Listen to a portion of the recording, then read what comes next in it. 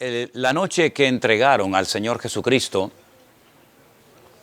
uno de sus discípulos llegó a decir aquello de, aunque todos te dejen, aunque todos te abandonen, yo no lo haré. Yo iré contigo hasta la muerte.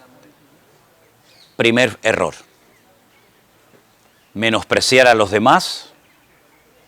Aunque estos te fallen, tú puedes contar conmigo. Primer error, menospreciar a los demás, creerte superior a los demás y depender de tus propias fuerzas. Segundo error, van al huerto de Getsemaní y allí dice que saca la espada, le corta la oreja. Bueno, le cortó la oreja porque hizo así, pero yo creo que la idea era cortarle tal vez el cuello, ¿no?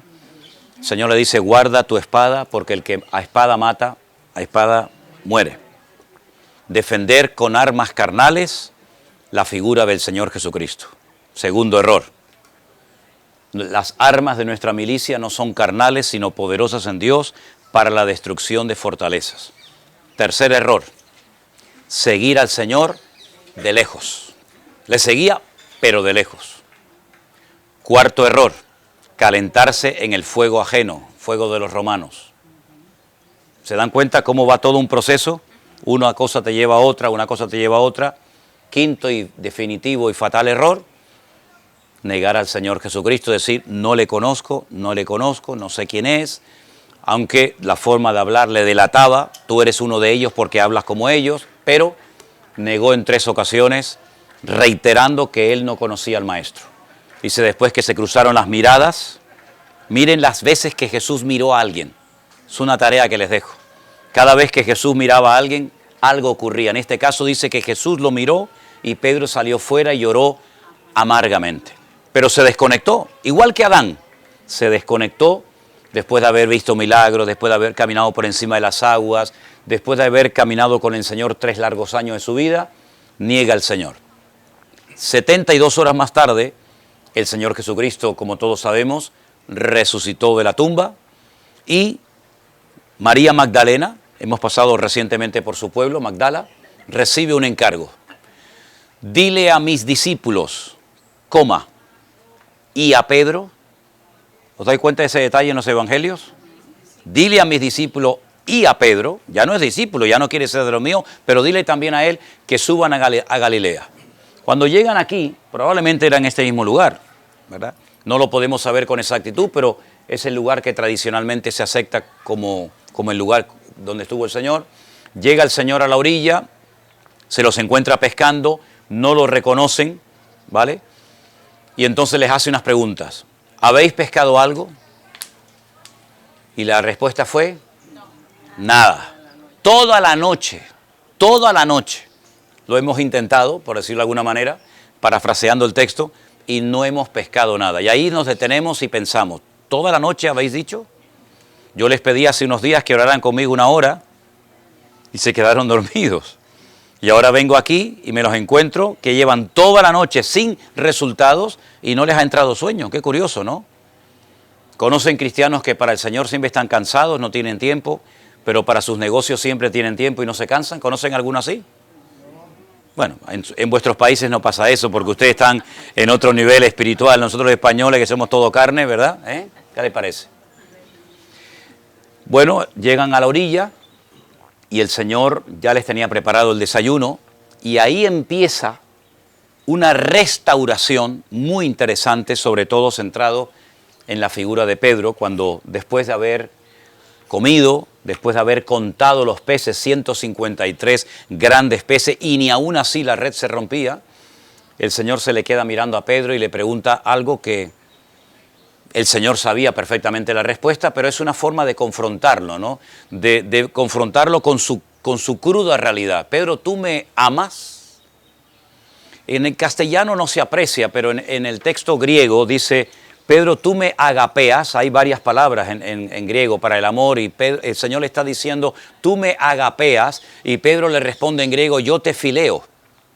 Es decir, yo te amo, pero son distintos niveles de amor, ¿no? No con esa profundidad. El amor ágape es el de 1 Corintios 13, ¿no? El amor fileo es el amor filial, el amor eros es todo lo relacionado con las relaciones sexuales en la pareja y todo eso, ¿no?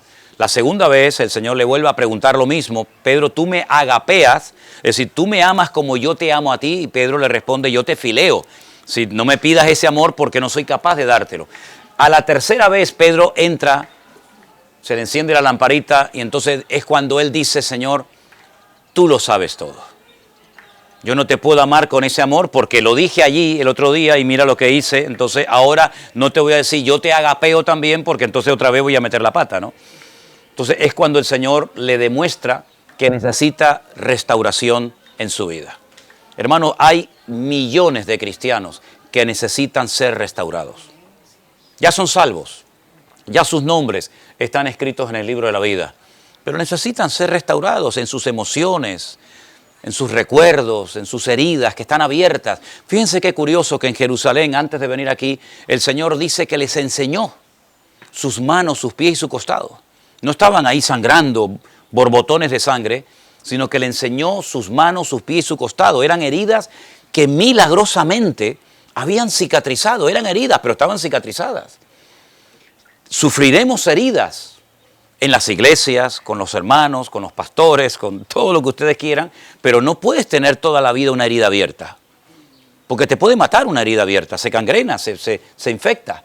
Entonces las heridas de guerra son para decir: aquí me hirieron. Fíjate qué curioso que cuando nosotros le pedimos perdón al Señor, dice que Él perdona y olvida. A nosotros no nos dio esa capacidad. Nos dio la capacidad de poder perdonar, pero no de olvidar. Si usted me hace algo malo, nos reconciliamos, nos perdonamos, pero yo puedo recordar en cualquier momento lo que usted me hizo o lo que yo le dije. Lo puedo recordar, ¿sí o no? No me domina, ya lo tengo superado, pero lo recuerdo.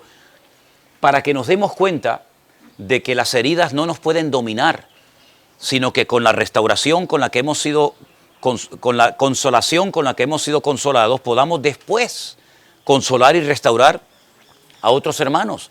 Entonces, ¿cómo puedes tú saber? Muchas veces me preguntan: ¿y cómo puedo yo saber cuál es mi ministerio? ¿Cuál es el área en el que Dios me puede utilizar? Observa tu vida. ¿Cómo ha sido tu vida desde niño hasta el día de tu conversión, incluso después de la conversión?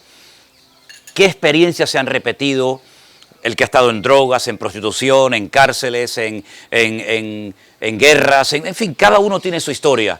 Bueno, esa ha sido la escuela en la que el Señor te ha ido tratando para que después tú trates y ayudes a restaurar y a cambiar a personas que tú las puedes entender porque has estado en sus zapatos, porque has estado en su situación y tú las puedes ayudar mejor que nadie, ¿verdad?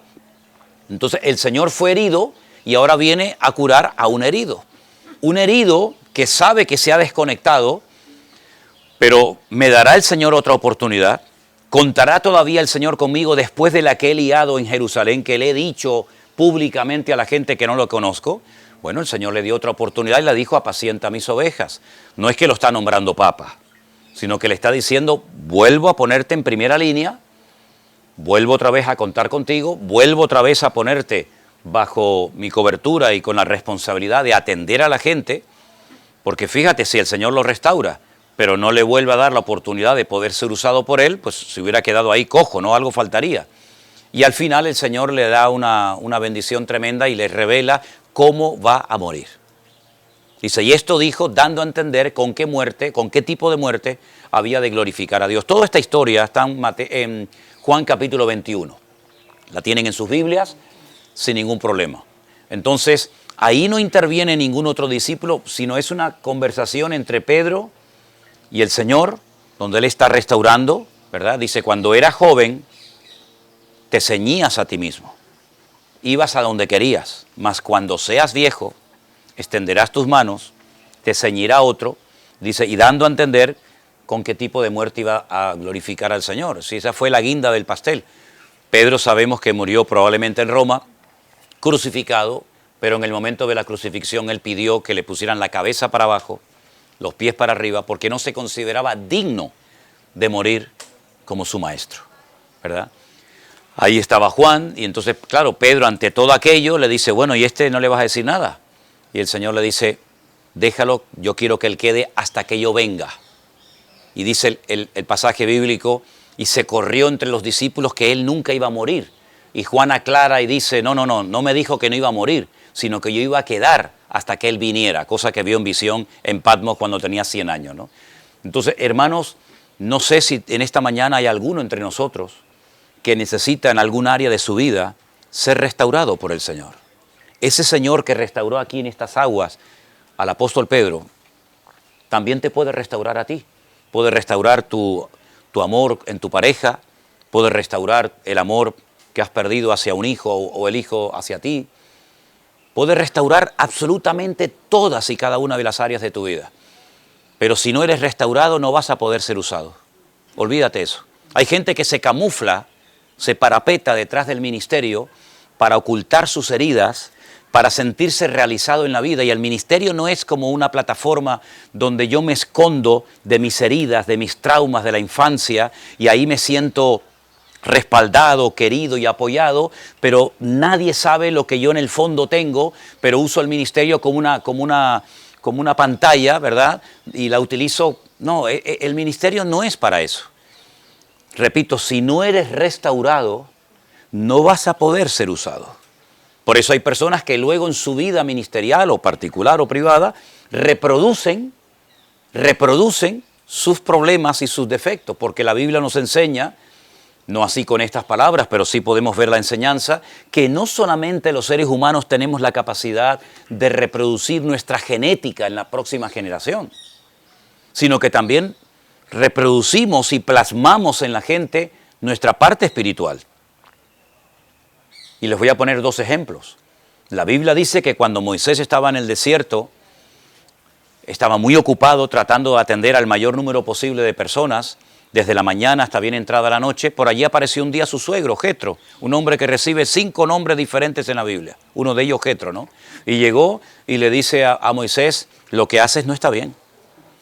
Por mucha gente que atiendas, quedan siempre más por ser atendidos que los que has podido atender.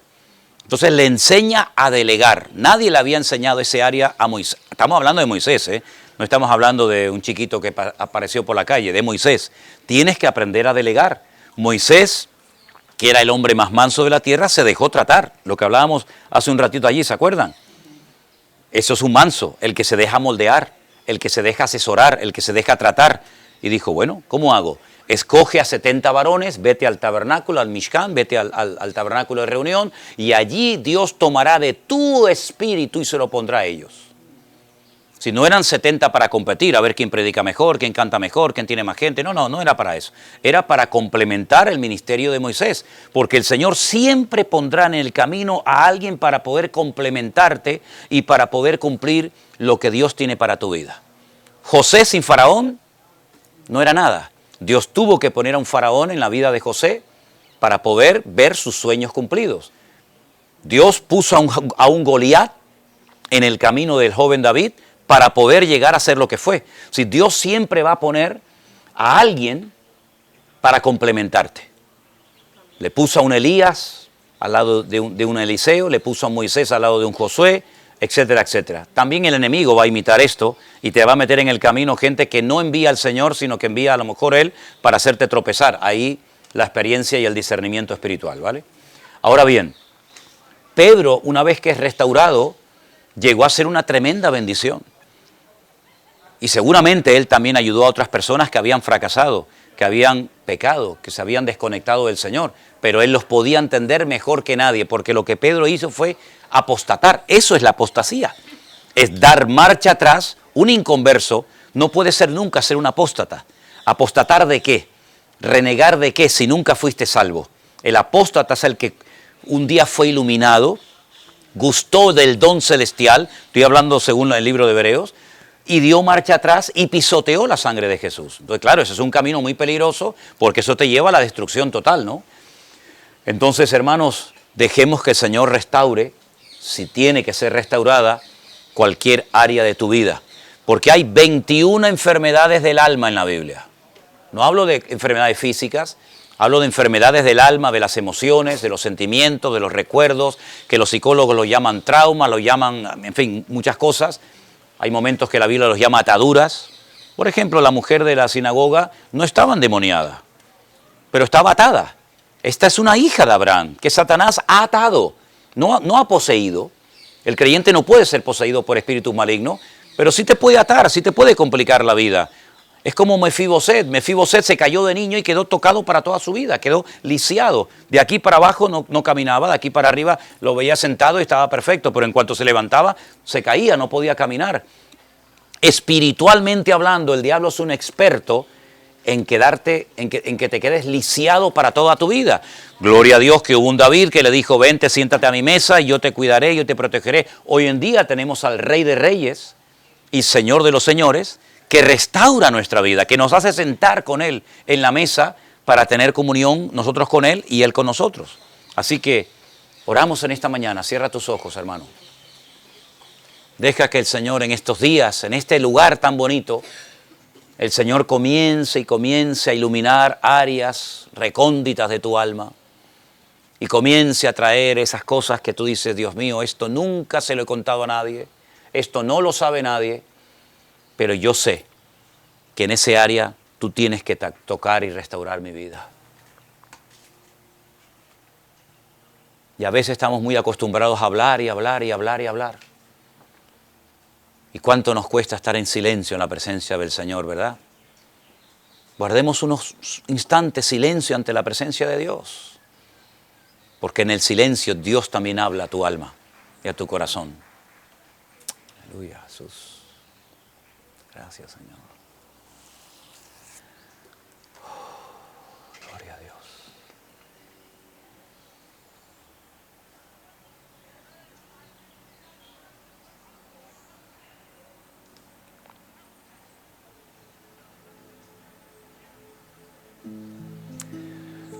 Gracias, Señor, por este tiempo hermoso que podemos estar en comunión contigo, Señor.